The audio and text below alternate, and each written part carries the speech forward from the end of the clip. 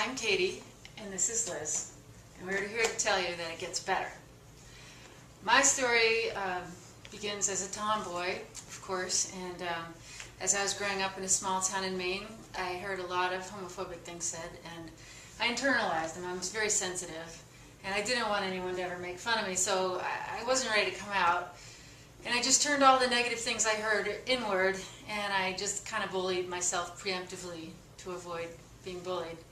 And, you know, I told myself I was going to have a terrible life, and I probably was going to go to hell if there was a hell, and I wouldn't get to, you know, have the kinds of jobs a person might want, or the kinds of family or dreams, aspirations that a person would want if I chose the gay lifestyle. And it was hard because outwardly, you know, people thought I was just a high-achieving high school kid, you know, and here I was, you know, feeling really badly about myself, but, you know, to avoid being myself, I was out drinking, and I didn't feel like I deserved the DAR Good Citizen Award that I got. And you were I did. a yeah. dear Good Citizen. Yes. And I didn't feel right about it because I knew that inside I was very, very bad. And it took me a long time to figure out that actually that I was fine. And for me, college and beyond was just so much better. That's, you know, in my life beyond high school, I met other gay people, and most often they were people of great integrity, willing to live an authentic life. And I think I just came to a point where I realized that to love and to be loved, those are like the greatest joys in life, and I wasn't going to forego those. And then I would just see how it would work out.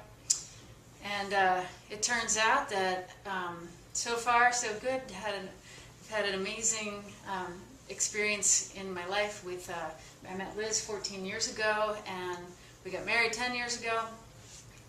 Married, Massachusetts. Oh, it's only been legal for 5 years. But anyway, we had this big wedding 10 years ago, and my parents, who felt that I had died when I came out to them in college, they were there, and all of my family was there, and they were radiating pride and joy. And so, you know, when they met Liz and they knew we wanted to be together, my mom said, "I really get it now." And she said, in fact, it would be really strange for her if I wasn't with Liz. And so they got on board, and you know, now we have 2 daughters who we adore, and we've had a pug for a very long time. And our kids are just amazing.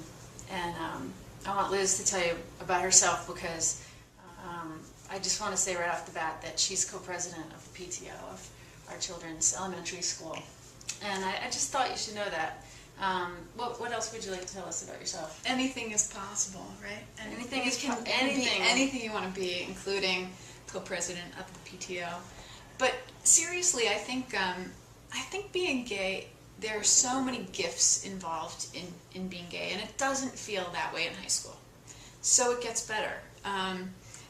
Being able to help people to kind of grow in their lives is a part of it I never thought about when I was a kid. You know, a lot of people who, you know, had abstract thoughts about... Someone's at the door. Pause. Excuse us, it was the window guy. We're back. He's gone. Yeah, sorry for the interruption. So I was saying that you have the chance to help the people around you to grow. And I feel like there are so many people in our lives who never knew a gay person before. Certainly not somebody like us. We have 2 kids, we're just in the PTO. And you're in the PTO. I'm in the PTO. And I'm a summer camp director. And I used to be a teacher, a high school teacher. And to have the chance to do some of those things, do those jobs that traditionally, back in the day, people felt that gay people couldn't have those jobs.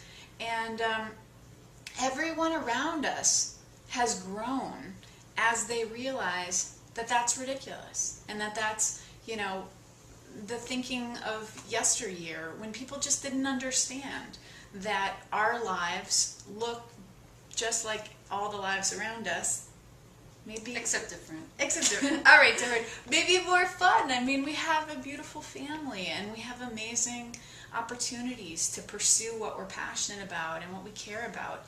And the process of watching other people understand that and take it in, and it's really moving. I mean, you can be a teacher right where you are. You know, you can influence the people around you, and maybe not right now. Maybe they're not able to come along with you. Maybe there's a lot of like smallness and bullying, and it's tragic to think about the way that people are treated and the way that, you know, you can feel outside of things. But time changes a lot of that.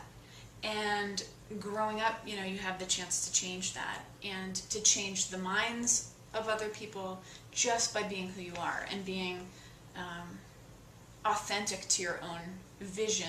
And as long as you don't lose sight of, you know, what a gift you are and each of us is when we follow our own passions. It's such a great journey to be able to be a family, and not a family that looks like the families that I grew up around, but we're our own family, and there are a lot of families like us, and it's an amazing time to be alive, and I wouldn't want anybody to miss that. Your perspective on being gay will change as you get older, and the people in your life, their perspectives will change too. Like when my mother, when I came out to her and she felt like I died, and then she came into this place of acceptance, she will say now that my identity as a gay person put her on a meaningful journey toward understanding of not just her gay daughter, but all these other gay people, and of the idea of living an authentic life. And she thanks us now for challenging her, even though at the time I was afraid I would lose my relationship with my mom. And now we're so close because it's very real, and from trying to understand what I have gone through, she's learned a lot about life. And I think that's so beautiful, and I think I've seen that happen in so many families.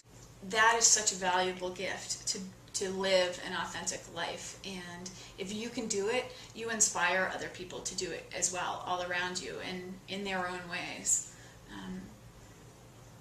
Yeah, and I think that, you know, each generation is coming to this issue with a fresh sense of justice about it, and our kids, and you know, granted our kids are different because they're growing up with two moms, but my older daughter, when she was just 5, told me that it wasn't fair that people would say mean things about whoever you would choose to marry, and she said, we just need to invite one person from every country to our house and say to them, for once and for all, no more mean talk about kissing. Enough said. Mm-hmm.